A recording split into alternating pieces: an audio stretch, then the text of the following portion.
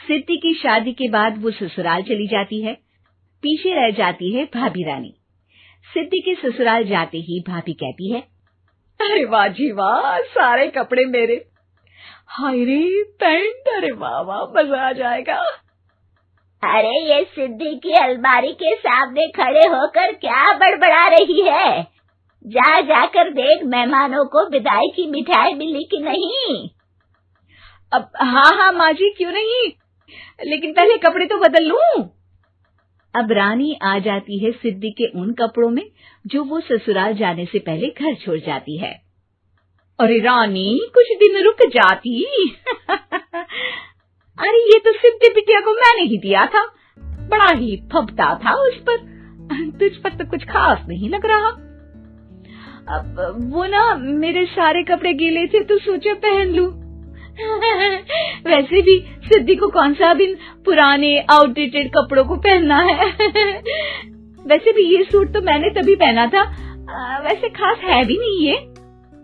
हाँ ठीक है, लेकिन ना मेरी सिद्धि पर तो जमता था।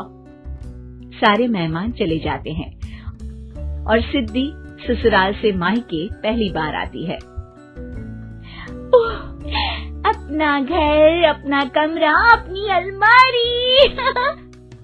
ये बोलकर जैसे ही सिद्धि अलमारी खोलती है तो सामने उसके कपड़ों की जगह कुछ और ही रखा होता है। माँ, जरा कमरे में तो आना। सास और रानी वहां पहुंच जाते हैं। रानी ने पहनी होती है सिद्धि की जींस और टी शर्ट। अरे भाभी, ये क्या? ये तो मेरी बड़ी ही महंगी टी शर्ट है, इसे आपने घर में क्यों पहनी है? अरे बहुत मिलती है दीदी ये चौक की मार्केट में, 150 में। ओ भाभी प्लीज, ये एरोपोस्टल है, 2000 की एक टी शर्ट। ओहो, 2000 में तो दीदी 4 साड़ी आ जाए। अब क्या बोलूं? भाभी, ये मेरी अलमारी में छोटू के कपड़े, तो मेरे कपड़े कहाँ हैं? मेरी अलमारी में? अब दीदी आपको कौन से पुराने कपड़े पहनने थे? माना भाभी, लेकिन मैं जब घर आती तो यही सब पहनती ना। अरे तुम तो बड़ी कंजूस हो दीदी। खैर, वक्त आता है जब सिद्धि ससुराल के लिए रवाना हो रही होती है। अरे रानी, अंदर से सिद्धि का गिफ्ट ले आ, लड़की पहली बार ससुराल से मायके आई है। रानी अंदर जाती है और एक सिंपल सी साड़ी लेकर बाहर आ जाती है। ये लीजिए माँ जी। सास बेटी को गिफ्ट देकर ससुराल भेजती है। अगले दिन रानी एक सुंदर सी साड़ी पहनकर सामने आती है। अरे रानी, ये तो वो साड़ी है जो मैंने सिद्धि को देने के लिए दी थी जब वो ससुराल ले जाती, लेकिन ये तूने कैसे पहन ली? अरे माँ जी, ये साड़ी तो मुझे बहुत पहले से ही पसंद थी, लेकिन चिंता ना करिए, मैंने सिद्धि के लिए भी अच्छी सी साड़ी दी है। हाँ। तभी सिद्धि का फोन आता है। क्या माँ, कुछ अच्छा तो दिया होता ससुराल ले जाने के लिए। अरे पहले दिखा दिया होता। ये चमकते हुए पैकेट में नौकरानी वाली साड़ी मत दिया करो माँ। अरे बेटे, वो तेरी भाभी ने ना गलती से उससे पैकेट बदल गया। हाँ, मैं कल ही तेरे भाई के हाथ से तेरा वाला पैकेट भेज दूंगी। अरे रहने दो माँ, आई एम श्योर भाभी ने अभी वही साड़ी पहनी होगी जो तुमने मेरे लिए रखी थी। तुम तो समझ नहीं पाई उनको।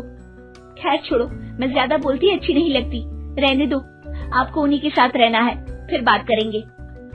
सास को रानी पर गुस्सा आ जाता है। वो उसके कमरे में जाती है जहाँ वो शादी का एल्बम देख रही होती है।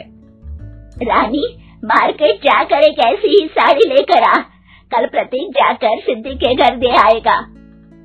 अरे क्यों माँ जी, कितनी साड़ी देनी है दीदी को? यहाँ कोई सेल लगी है क्या? अरे चुप कर, मेरे बेटी के हिस्से की साड़ी खुद पहन ली, अब ज्यादा ज्ञान बांट रही है। एक दिन सिद्धि का फोन आता है। माँ, मेरी सास ने आज सबको खाने पर बुलाया है। सारे लोग सिद्धि के ससुराल पहुँचते हैं। खाना खाकर वो लोग निकल रहे होते हैं कि सिद्धि की सास सभी को गिफ्ट देती है। अरे बहन जी, बेटी के घर का खाना खा लिया, यही बहुत है जो आप ऊपर से गिफ्ट भी दे रही है। अरे बहन जी, आप भी कहाँ इन बातों पर विश्वास कर रही है। सास सभी को गिफ्ट देती है, लेकिन रानी को जो साड़ी देती है वो अजीब सी हरे रंग की लाल रंग के बड़ी छाप वाली होती है।